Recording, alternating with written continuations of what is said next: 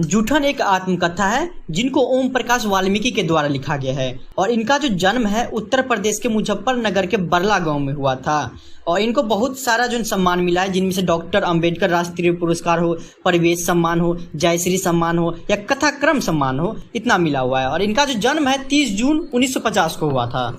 इस आत्मकथा में बाबू वो अपने बारे में बताते हैं कि किस तरीके से पहले के लोग छोट जात सबको जो है ना काम करवाते थे और उनको पढ़ने लिखने नहीं देते थे और बड़का जात सब क्या उस पर दबाव डालता था ना। जब ही आपको आत्मकथा पढ़िएगा तब रूह कांप जाएगा। बहुत ही मजेदार है, समझ में तो ऐसे ही आ जाएगा कि छोट जात पहले किस तरीके से जिंदगी बिताता था। चलिए स्टार्ट करते हैं, लेकिन सब चैप्टर की तरह ना इस चैप्टर को भी शुरू से जानते हैं। लेखक ओम प्रकाश वाल्मीकि जो थे वो दलित परिवार से थे, अर्थात के छोट जात से बिलोंग करते थे। तो वो पढ़ने के लिए अपने ही स्कूल के गांव में जाया करता था। तो एक दिन जो है उसका हेड मास्टर कलीराम था, उसका दहशत पूरा स्कूल में था, इतना खतरनाक था। वो उसको कमरा में बुलाया। क्या नाम है बे तेरा? ओम प्रकाश। चोहरे जात का हो? जी। ठीक है, वो जो सामने शीशम का पेड़ दिख रहा है ना उस पे चढ़ जाओ और जितना टहनिया होगा उतार लेना और उस टहनिया से झाड़ू बना ले और स्कूल जो दिख रहा है सबको एकदम शीशा की तरह चमका दो। तो तेरा तो ये खानदानी आदत है ना, जल्दी से फटाफट काम पे लग जाओ तुम।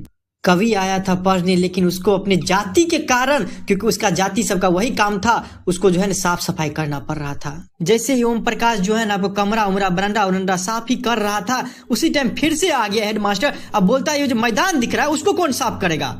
स्कूल का ग्राउंड ना कितना बड़ा रहता है, तो उसी पे कभी बोलते हैं कि उस टाइम मेरे वजूद से वो कई गुना बड़ा था, लेकिन हमारा भी मजबूरी था, हम भी कुछ कर नहीं सकते थे। मेरा कमर दर्द करने लगा, धूल पे पूरा पूरा जो है मिट्टी सब बैठ गया था, सिर एकदम फटा जा रहा था, मुंह के अंदर जो है धूल सब घुस गया था। बाकी बच्चा जो था ना वो पढ़ रहा था और हम जो है मैदान में झाड़ू लगा रहे थे। उस दिन हेडमास्टर तो पढ़ा रहा था, लेकिन नजर जो है ना हम ही पे टिकाए रखा था। मैं पूरा दिन झाड़ू लगाता रहा। वैसे तो हम घर में अब सब भाइयों के लाडला थे, लेकिन यहाँ पे हमको झाड़ू लगाना पड़ रहा था। आज से पहले हम कभी भी झाड़ू नहीं लगाए हुए थे। दूसरे दिन स्कूल पहुंचा, जाते ही हेडमास्टर ने फिर झाड़ू पकड़ा दिया और उस दिन भी हम पूरा दिन जो है झाड़ू ही लगाते रह गए। मन में एक तसल्ली थी, ठीक है कोई दिक्कत नहीं, 2 दिन हो गया, तीसरा दिन हमको कक्षा में बैठने दिया जाएगा। तीसरा दिन हम सवेरे सकाल उठ के उसके बाद चले गए स्कूल। क्लासरूम में सबसे पीछे जन कोना में बैठ गए हुए थे। थोड़े ही देर बाद जब हेडमास्टर फिर से आया पढ़ाने के लिए, तो एक त्यागी लड़के करके था, वो चिल्ला के बोला, सर मास्टर साहब वो कोने में देखिए बैठा हुआ है। जैसे हेडमास्टर का नजर हम पे पड़ा, एकदम गर्दन दबोच लिया, 2-3 थप्पड़ दिया और पटक के आपको बरामदा पर फेंक दिया। ऐसा लग रहा था जैसे कि भेड़िया बकरी को नहीं दबोच लेता है, उसी तरीके से हमको जान से ही उस दिन लगता था मार देगा। और चीख कर बोला था, जा लगा पूरे मैदान में झाड़ू। हम डर जाते थे उनको देख के, बच्चा थे, करेंगे तो करेंगे क्या। फिर वही शीशम का झाड़ू जो उठा लिए और उसी तरीके से हम फिर से झाड़ू लगाना शुरू कर दिए। आंख से आंसू बह रहा था, रोते रोते मैदान में झाड़ू लगा रहे थे और सब बच्चा जो मास्टर सब जो है खिलखिला के हंस रहा था, हम झाड़ू लगा रहे थे, रो रहे थे। उसी दिन जो है ना मेरे पिताजी उसी स्कूल वाले रोड से गुजर रहे थे। जब उनकी नजर जब हम पे पड़ा तो वो चौंक हो गए। अब बोलते बाहर से ही, मुंशी जी ये क्या कर रहे हैं आप? उनके पिताजी प्यार से ओम प्रकाश वाल्मीकि को मुंशी जी करके बुलाते थे। मुंशी जी रो क्यों रहे हैं, ठीक से बोलो क्या हुआ? उस दिन हम पिताजी को झिझक के पूरी बात बता दे कि 3 दिन से लगातार हमको झाड़ू लगवा रहे हैं, कक्षा में पढ़ने नहीं दे रहे हमको।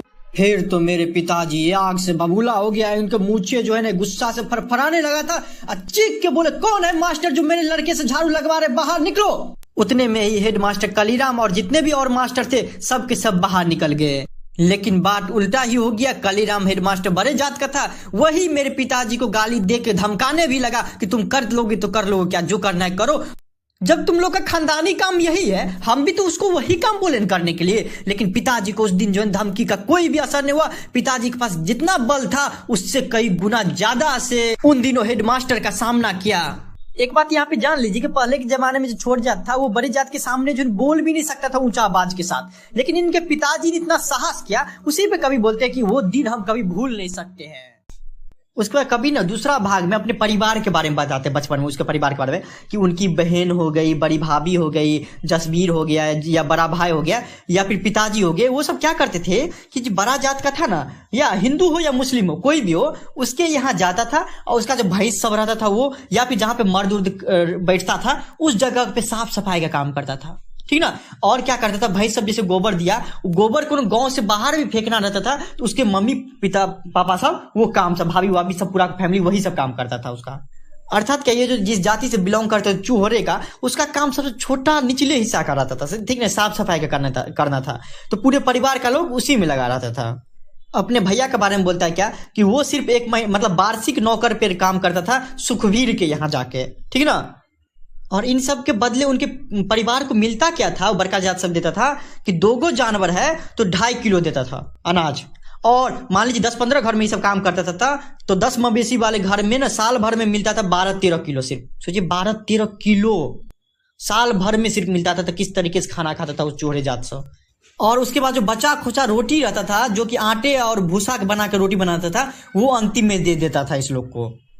और इन लोगों के पास इतना खाने के लिए नहीं था, अच्छा सा चीज खाने के लिए सिर्फ और सिर्फ शादी ब्याह का इंतजार करते रहता है सब, कि बड़का जात में शादी ब्याह कब होगा। तो शादी ब्याह में क्या होता था, जो खाना खा लेता था वो सब, उसके बाद जो जूठा बच जाता था उसको ये सब खाते थे। सोचिए इतना ज्यादा गरीबी थे।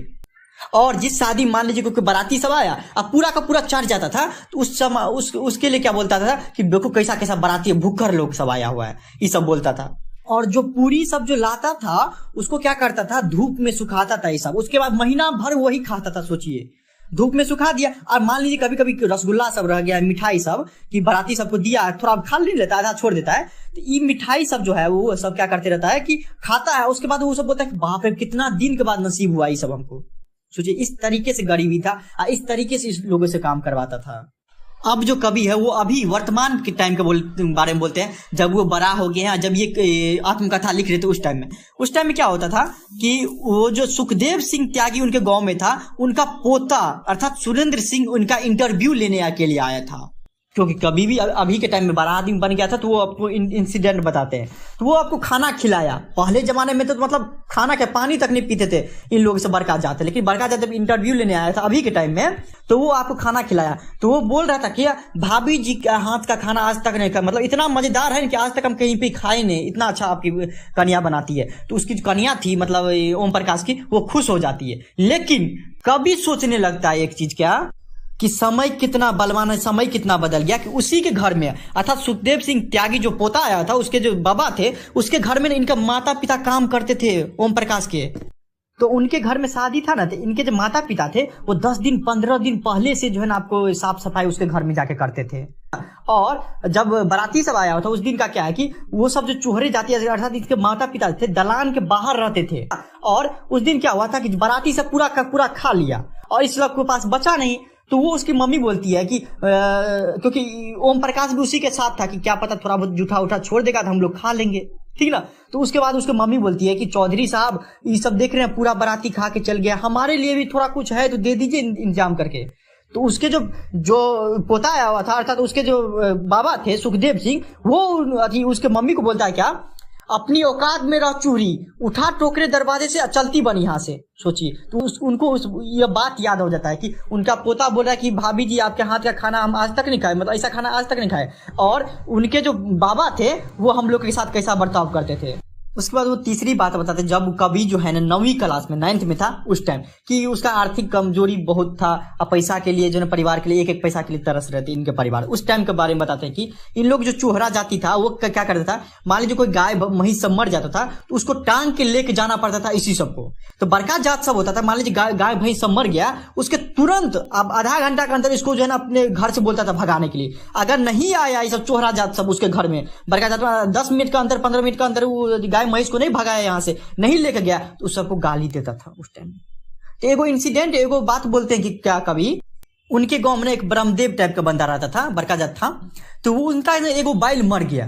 अब बैल मरा तो लेके कौन जाएगा उसको उठाने के लिए, तो चूहरा जाता अर्थात इसके मम्मी पापा सब। तो वो जो है ना ब्रह्मदेव था उस लोग को समाध बैठाया कि ये जाओ ऐसा सब बात है कि गाय मेरा बैल मर गया है तो लेके जाओ। तो अब क्या हुआ, इनके पिताजी कहीं चले गए हुए थे शादी में, ठीक, इनके घर में तो कोई नहीं था, ठीक ना, इनका मम्मी थी और भाभी थी, बस 2 ही आदमी था। और क्या हुआ था, बैल जो है मर गया था, अब बैल को हटाना भी था, अब करे तो करे क्या। तो कैसे भी करके जो ना आपको उसकी मम्मी थी गांव में बोला कि जैसे कि रिश्तेदार या फिर मान लीजिए गांव में नहीं होता है चचा भतीजा था, या फिर मान लीजिए कोई भी आस पड़ोसी को बोला कि जाइए ना उसके ब्रह्मदेव के पास और गाय मही से वहां से हटा दीजिए, नहीं तो बहुत ही गड़ी आएगा हमको। लेकिन कोई नहीं माना, इनके मम्मी का बात। फिर क्या हुआ, अंतिम में वो उनके जो अपने चाचा थे उनको कितना मनाया कि क्या करेंगे, कोई नहीं है कि लेके जाओ, नहीं तो हम लोग को गाली देंगे और पैसा भी नहीं देंगे और बहुत बात बोलेंगे।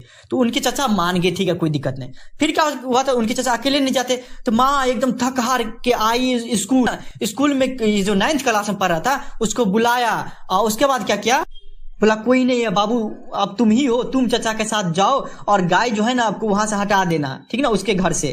तो क्या करता कभी, हाँ कोई नहीं था, जाना पड़ा उसको। बाप रे बाप, कब नहीं समझे कि मीलों दूर था, पैदल बच्चा था, 9th क्लास का बच्चा था, वो चाचा के साथ चले गया। अब वो जो है वो टांग के जो है ना आपको अति बैल को लाया उसके बाद उसका चमड़ा काटा, चमड़ा काटने में उसका भर दिन लग गया। उसका चाचा ऐसा था कि थोड़ा सा काट दिया चमड़ा, क्योंकि चमड़ा काट के उसके बाद उसको बेचना था, तो चमड़ा काट दिया बैल का। उसके बाद क्या करता था, आधा काटा उसके बाद बोला क्या भतीजा तुम काटो। अब उसको काटने नहीं आता था, लेकिन चाचा तो सिखा दिया थोड़ा ऐसे ऐसे करके काटो। अब वो घाम पसीना से करता क्या, बच्चा था, ठीक ना, कैसे कैसे करके पूरा का पूरा चमड़ा हटाया उसमें से। उसके बाद क्या हुआ, चमड़ा 4-5 किलो का था, सोचो। उसके बाद चमड़ा लेके जो है ना उसके चाचा आधा दूर आगे, आधा दूर आया। आधा दूर के बाद क्या हुआ कि बोला क्या उसके चाचा कि अब हमसे बाबू ये नहीं जाएगा, अब तुमको यहां से लेके घर लेके जाना पड़ेगा। अब 9th क्लास का बच्चा, छोटा सा बच्चा था, क्या करता, चाचा को बना के चाचा नहीं होगा, लेकिन चाचा माना नहीं उसका। सोचिए फिर क्या किया, वो अपने कंधा पे लिया और एकदम पैदल, आपको घाम पसीने चल रहा था, जा रहा था, रो भी रहा था, आराम से निकल रहा था, कैसे कैसे करके जो है ना आपको घर पहुंचा तो एकदम मुंह लाल लाल हो गया था, पसीना से टप टप कर रहा था। वो 4-5 केजी का जो है ना खाल वो अपने जो है पीठ पे रखा हुआ था। उसकी माँ देखी, चौक हो गई पूरा का पूरा। और उसके बाद क्या हो गया, माँ भी रोने लगी। और उसके बाद क्या किया कि उसकी भाभी जो बोली क्या, अम्मा जी इनसे ये न कराओ, भूखे रह लेंगे हम लोग, लेकिन ऐसी गंदगी में इसको नहीं घसीटो, इसको पढ़ाओ लिखाओ। उसकी भाभी बोली, जो कि उनके दिल में छू गया था, कवि के दिल में, ठीक ना।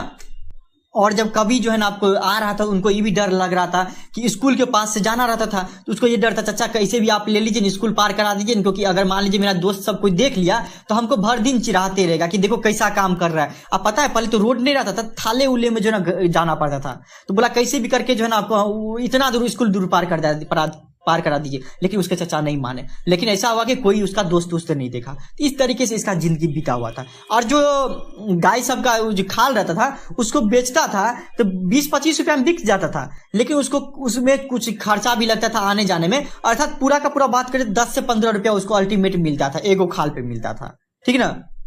और इसी के साथ इनका आत्मकथा समाप्त होता है, ठीक ना। वो इतना बारे में बताए हुए, पहले जमाने में बहुत ज्यादा छोट जात बड़ा जात था, अब तो पूरी तरीके से खत्म हो गया है, ठीक।